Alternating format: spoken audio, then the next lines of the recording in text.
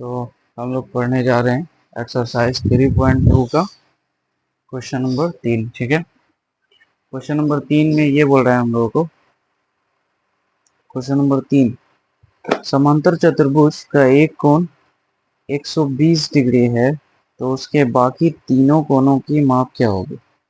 सबसे पहले हम लोग समझते हैं कि समांतर चतुर्भुज क्या होते हैं। अगर आप लोग ध्यान से देखोगे, ऐसा होता है ना समांतर चतुर्भुज, ऐसे ही होता है समांतर चतुर्भुज, बोलिए।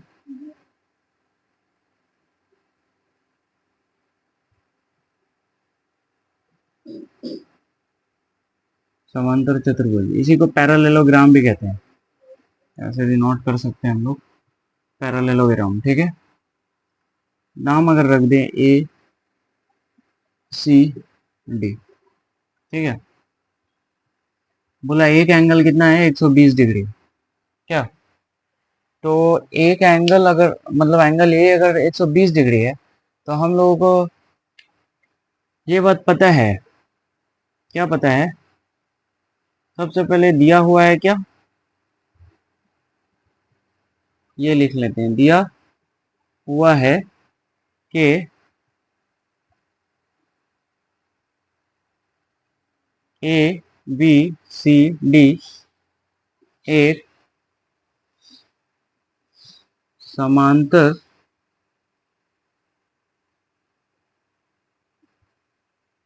चतुर्भुज है। ठीक है, जहां एंगल ए बराबर 120 डिग्री है। ठीक है, तो हम लोग को पता है कि समांतर चतुर्भुज में सम्मुख कोण जो है वो बराबर होते हैं ना। ठीक है, एंड अगर हम लोग अगर ऐसा लिखें, सम्मुख कोण से, सम्मुख कोण से अगर हम लोग बात करें तो यहाँ पे लिख सकते हैं कि एंगल ए जो है बराबर होगा एंगल सी के। ऐसा होता क्यों है, क्योंकि सम्मुख भुजा बराबर होने से, सम्मुख भुजा जब बराबर होती है ना तो सम्मुख कोण भी बराबर होते हैं। कहने का मतलब है हम लोग को पता है ये लाइन बराबर है, ये लाइन बराबर है, तो इसलिए इसका अल्टरनेट एंगल भी बराबर होता है। ठीक है, समझ में आ गया। तो एंगल ए बराबर होगा एंगल सी के, तो हम लोग क्या लिख सकते हैं, एंगल सी बराबर कितना लिख सकते हैं 120 डिग्री। यहां से ये समझ में आया कि एंगल सी भी क्या हो गया 120 डिग्री। इसको हम लोग इक्वेशन 1 मान लेते हैं। ठीक है, चलिए ये चीज समझ में आ गया। अगर ये चीज समझ में आ गया तो हम लोग लिखेंगे आसन्न, अच्छा हम लोग ऐसा लिख सकते हैं, तो angle A plus angle D बराबर 180 डिग्री है ना। Angle A plus angle D बराबर 180 डिग्री क्यों लिख सकते हैं बताओ, कैसे लिख सकते हैं। हाँ, आसन्न कोण से, हम लोग को पता है ना ये दोनों एडजेसेंट एंगल होगा ना, आसन्न कोण होगा, है ना। और आसन्न कोण का सम कितना होता है 180 होता है, ये हम लोग पढ़े हुए हैं बेसिक्स में। अब एंगल ए कितना है बताओ 120 डिग्री, प्लस एंगल डी है यहाँ पे है 180 डिग्री, तो एंगल डी को क्या करोगे 180 माइनस 120 बराबर क्या आ जाएगा बताओ 60। एंगल डी इतना आ गया। इसी तरह से अब हम लोग सिमिलरली किसके साथ करेंगे ये काम बताओ,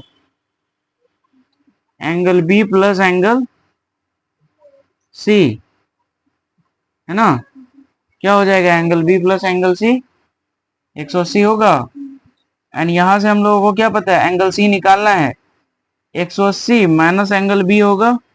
एंगल बी का मान कितना है बताओ, सॉरी एंगल बी निकालना है, एंगल सी, इसको एंगल बी ले लो, मतलब angle B plus angle C है ना, तो एंगल बी निकालना है। सी का वैल्यू हम लोग को पता है 120, है ना। सम्मुख कोण से ये भी 120 होगा, तो यहाँ पे क्या करेंगे 180 माइनस क्या करोगे बताओ 120 करोगे, ये कितना हो जाएगा 60 डिग्री हो जाएगा एंगल बी।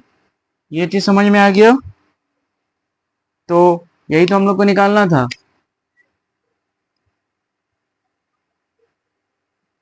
हेंस हम लोग कह सकते हैं कि angle B is equal to 60 degree, angle C is equal to 120 degree, angle D is equal to 60 degree. यही हो जाएगा आंसर। यही तीन एंगल निकालना था हम लोग का, है ना। एक दिया हुआ है, बाकी तीन निकालना था। उतार लीजिए।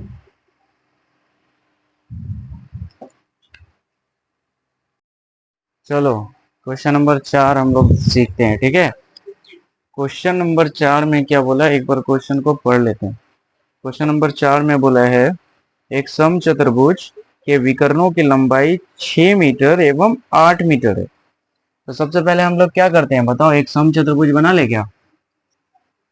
देखो समचतुर्भुज यही होता है ना, इसी तरह का होगा ना समचतुर्भुज, है ना।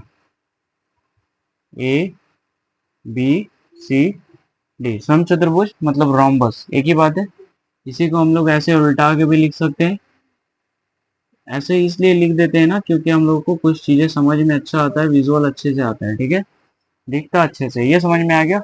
अच्छा तो इसका ये विकर्ण होगा, दिस इज द वन विकर्ण and this is the another विकर्ण, मतलब वही diagonal. One diagonal is A C and another diagonal is B D, ठीक है। ये समझ में आ गया। हम लोग को एक चीज पता होना चाहिए, जो कि हम इस तरह का जब फिगर बनाए थे तो आप लोगों को बताए थे भी, कि समचतुर्भुज का जो डायगोनल होता है ना, ठीक है, ये जो है 90 बनाता है, ये बात पता है ना, ऐसा बताए थे, ठीक है। वो मतलब और एक दूसरे को विभाजित भी करता है।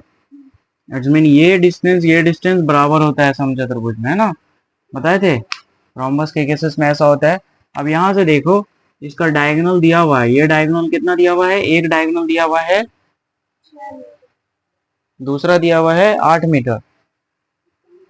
तो कौन सा 6 होगा, कौन सा 8 होगा, ये वाला 6 होगा। यहाँ से यहाँ तक ये जो है ये 6 मीटर होगा, 6 मीटर के सेंटीमीटर, 6 मीटर। और ये वाला बताओ 8 मीटर। तो हम लोग को ये बात पता है कि डायगोनल का ये जो पॉइंट है, इसको अगर ओ मान ले, इस पॉइंट को ओ मान ले, अच्छा इसको भी ए बी सी डी मानो, तो डायगोनल जो है ना बाइसेक्ट करता है, मतलब कि डायगोनल जो है इसको इसको बराबर भाग में बांटता है। इसका मतलब ये देखो, डायगोनल को, एक डायगोनल को निकाल लेते हैं। ये अगर ये पूरा का पूरा 8 है, 8 मीटर है, तो ये 4 मीटर 4 मीटर में बांट दिया, है ना। तो हम लोग कह सकते हैं कि मान लो कि ये वाला बड़ा है, ये 4 मीटर, ये 4 मीटर हो जाएगा।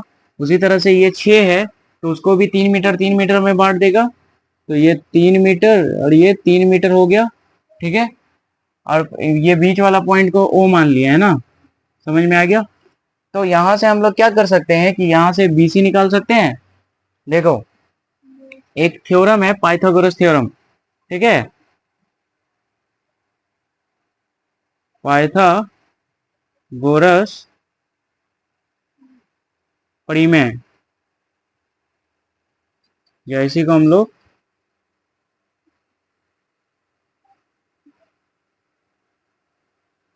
पाइथागोरस थ्योरम कहते हैं ना। तो यहाँ पे लिखेंगे फ्रॉम पाइथागोरस थ्योरम या पाइथागोरस थ्योरम से। होता क्या है पाइथागोरस थ्योरम, पहले बताएं क्या तुम लोगों को बेसिक्स में, नहीं बताएं तो देख लो थोड़ा सा। होता क्या है कि एक ट्रायंगल है इस तरह से, एक राइट एंगल ट्रायंगल है, ये 90 डिग्री है। तो इसके 90 के सामने वाला जो होता है ना, इसको हम लोग हाइपोटेनियस कहते हैं, कर्ण कहते हैं। कर्ण एच से डिनोट करते हैं, हाइपोटेनियस भी कहते हैं, कर्ण को इंग्लिश में हाइपोटेनियस कहते हैं।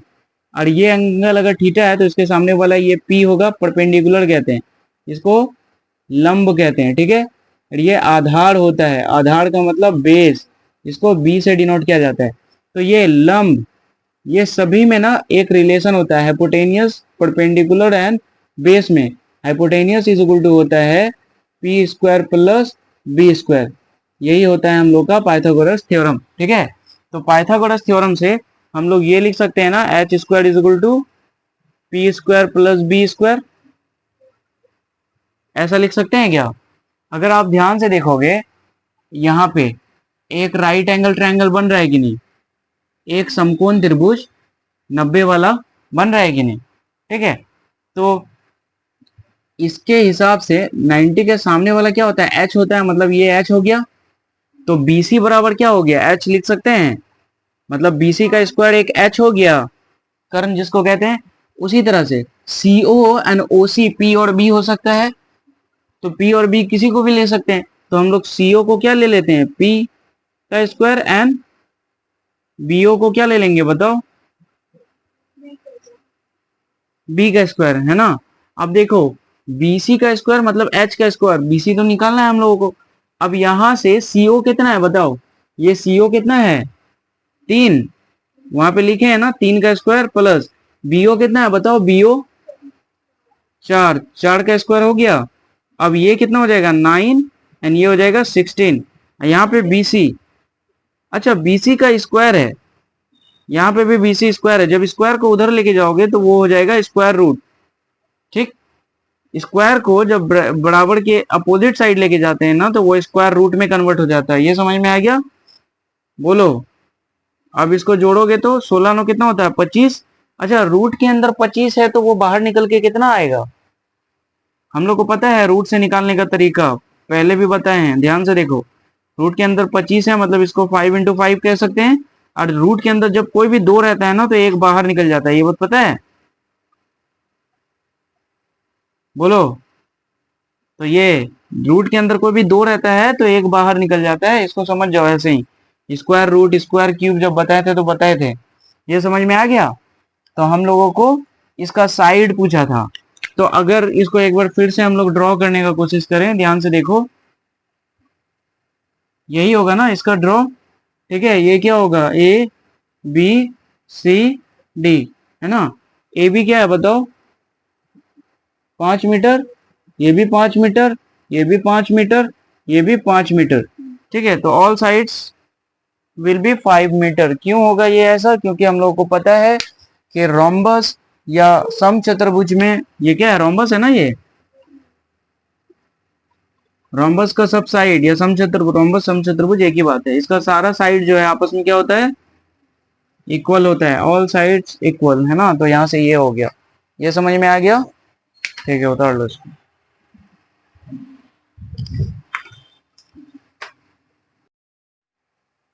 तो क्वेश्चन नंबर 5 में बोला है रेक्टेंगल एंड पैरेललोग्राम के बीच में डिफरेंस, ठीक है। चलिए देखते हैं हम लोग, सबसे पहले क्या बनाते हैं, एक रेक्टेंगल बनाते हैं, दोनों के बीच में क्या क्या अंतर है, A B C D,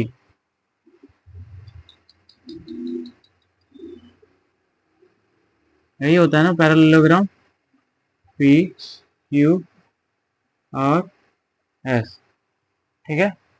parallelogram और इसमें अंतर क्या होता है, पहला अगर हम लोग डायगोनल की बात करें,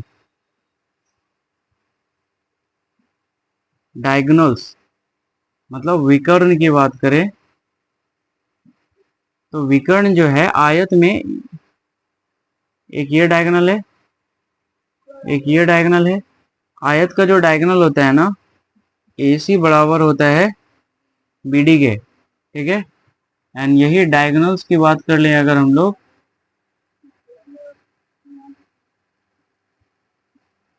अगर हम लोग इसकी डायगोनल की बात कर लें, ध्यान से देखना, ये एक बड़ा डायगोनल नजर आ रहा है, ये एक छोटा, इसका मतलब है SQ नॉट इक्वल टू होगा PR के।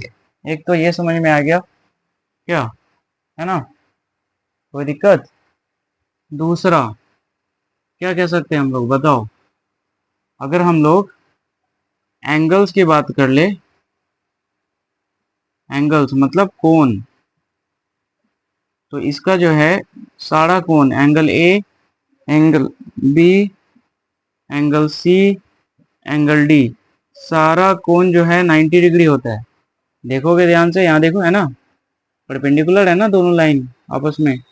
बट इसमें क्या है कि इसका जो एंगल्स की अगर हम लोग बात कर लें, मतलब कोण, कोने या कोण, ठीक है, सभी कोण की बात कर लें अगर, तो इसमें अल्टरनेटिव एंगल इक्वल होता है, मतलब कि एंगल P बराबर एंगल R, ठीक है, एंड एंगल Q बराबर होगा एंगल S के।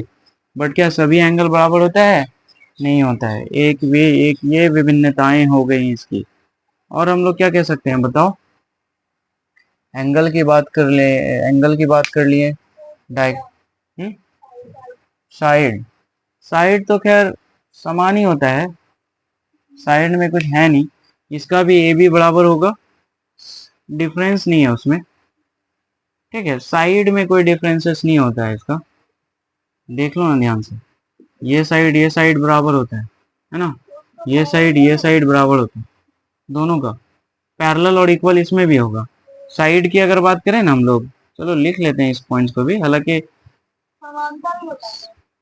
हाँ समान भी होता है। साइड्स क्या होगा इसका, इसका साइड्स मतलब भुजाएं की अगर हम लोग बात कर लें, अच्छा समानताएं भी बतानी है, अच्छा अच्छा, तो ये तो हो गया अंतर। समानताएं में हम लोग ये कह सकते हैं कि ए बी बराबर होगा डीसी के, ठीक है, एंड ए डी बराबर होगा बीसी के, ठीक है, मतलब कि ये लाइन के बराबर होता है, ये लाइन के बराबर होता है। दूसरा अगर इसमें बात करें, इसकी हम लोग साइड्स, साइड्स या भुजाएं की बात करें, तो इसमें हम लोग कह सकते हैं कि इसमें भी पी क्यू जो है बराबर होगा एस आर के, एंड पी एस बराबर होगा क्यू आर के। समझ में आ गया? भुजाएं इसमें भी बराबर होती हैं। दूसरा एक चीज और याद रखना कि विभाजित, डायगोनल विभाजित करते हैं, मतलब डायगोनल्स बाइसेक्ट्स each अदर, मतलब कि डायगोनल जो है एक दूसरे को एक पॉइंट पे कट करती है और विभाजित करती है। मतलब इस पॉइंट को अगर ओ रख लेना, तो ये जो डायगोनल है इसको और इसको बराबर भाग में बांटती है, ठीक है, समझ में आ रहा है? तो यहाँ से डीओ बराबर हो जाएगा ओ बी के, एंड यहाँ से ए ओ बराबर हो जाएगा ओ सी के। एक तो ये पॉइंट है। दूसरा इसमें अगर हम लोग डायगोनल, इसका भी डायगोनल जो है, डायगोनल बाइसेक्ट ईच अदर, इसके भी डायगोनल जो है ना एक दूसरे को विभाजित करते हैं, ठीक है, ये भी याद रखना। ये मतलब कि यहाँ पे भी S Q, sorry, S O बराबर होगा ओ क्यू के, एंड पी ओ बराबर होगा ओ आर के, ठीक है। तो ये कुछ समानताएं, कुछ विभिन्नताएं हैं, ये रेक्टेंगल एंड पैरेललोग्राम का समझ में आ गया। और भी तुम लोग कुछ कुछ चीज निकाल सकते हो, फाइंड करना, निकालना, यहाँ तक समझ में आ गया? ठीक, तो ये एक्सरसाइज खत्म हो गया हम लोग का। अब हम लोग अगला चैप्टर स्टार्ट करेंगे, ठीक है, उतार लो।